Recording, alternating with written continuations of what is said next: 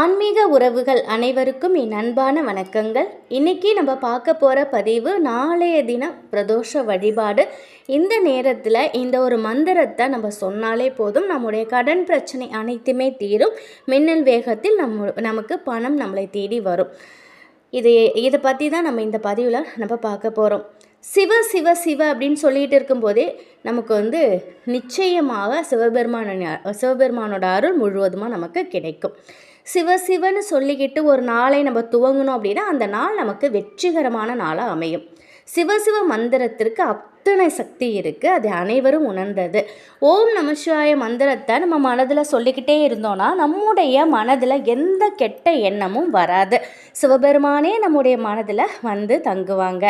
சிவபெருமானோட அருளாசியை பெற பிரதோஷ நேர வழிபாடு நமக்கு கை கொடுக்கும்.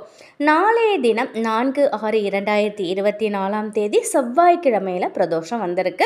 நாளைய தினம் செய்ய வேண்டிய வழிபாட்டை பற்றியும் இந்த ஒரு வரி மந்திரத்தை பற்றியும் தான் இந்த பதிவில் நம்ம தெரிஞ்சுக்க போகிறோம்.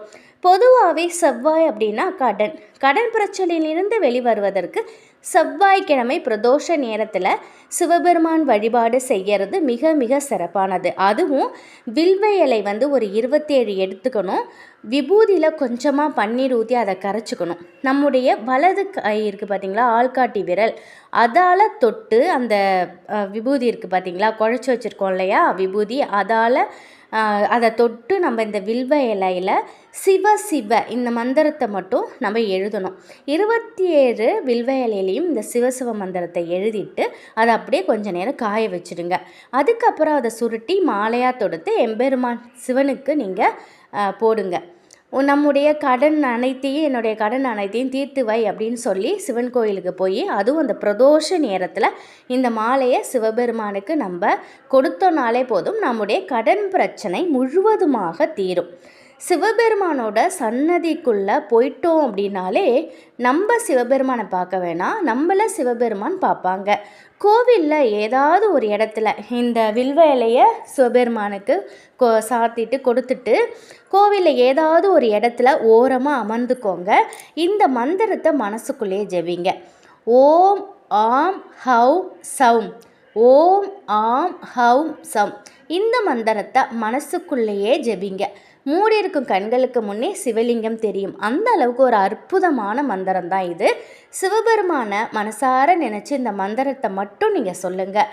அதுக்கப்புறம் உங்களுடைய நல்லது கெட்டதை சிவபெருமான் பார்த்துப்பாங்க. நீங்கள் என்ன வரம் கேட்குறீங்களோ நிச்சயமாக அதை தவறாமல் சிவபெருமான் தருவாங்க. நீங்கள் சிவபெருமானை தரிசனம் செய்துட்டு அங்கே ஆலயத்தில் கொடுக்கக்கூடிய பிரசாதத்தை வாங்கி சாப்பிட்டுட்டு நிம்மதியாக வீட்டுக்கு வாங்க. வாழ்க்கையில் நம்ம பின்தொடரக்கூடிய கஷ்டங்களுக்கெல்லாம் முற்றுப்புள்ளி வைத்து நம்முடைய கர்மாவை குறைச்சி கடனை குறைச்சி நல்லது தானாகவே தொடக்க வைப்பாங்க சிவபெருமான். நாளைய தினம் நிச்சயமாக சிவ வழிபாட்டை நம்ம பின்பற்றணும் அப்படின்னா நல்ல பலன் நமக்கு கிடைக்குங்க. மனசார நம்ம சிவபெருமானை நினைத்தோம் அப்படின்னாலே நமக்கு அனைத்து வித சக்திகளும் கிடைக்கும். சிவங்கிற இந்த ஒரு வரி மந்திரத்தை சொன்னாலே போதும். ஏன்னா இது பல லட்சம் பேரின் வாழ்க்கையே மாற்றின ஒரு அற்புதமான அதிசயமான மந்திரம் தான் இந்த சிவங்கிற மந்திரம். இது ரொம்ப ரொம்ப விசேஷம்.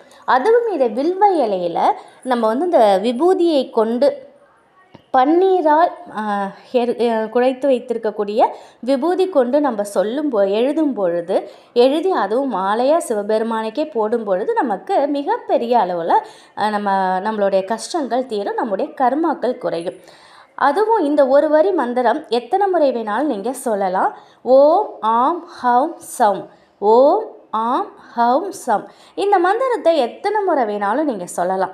இதை நீங்கள் சொல்லிக்கிட்டு கொஞ்ச நேரம் நீங்கள் சிவன் கோவிலே இருந்து நீங்கள் தரிசனம் செய்யும் பொழுது நிச்சயமாக உங்களுடைய கடன் பிரச்சனைகள் தீர்ந்து பணம் மின்னல் வேகத்தில் உங்களை தேடி வரத்துக்கான அனைத்து வித வாய்ப்புகளும் உங்களுக்கு கிடைக்கும். நிச்சயமாக சிவபெருமானை நம்ம தரிசனம் செய்தோம் அப்படின்னாக்கா கடன்லேருந்து நம்ம விடுபடலாம்.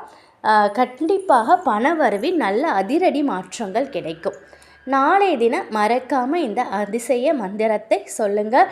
நிச்சயமாக வாழ்க்கையில் நீங்கள் எதிர்பார்க்காத அளவுக்கு நல்லதுகள் நடக்கும்.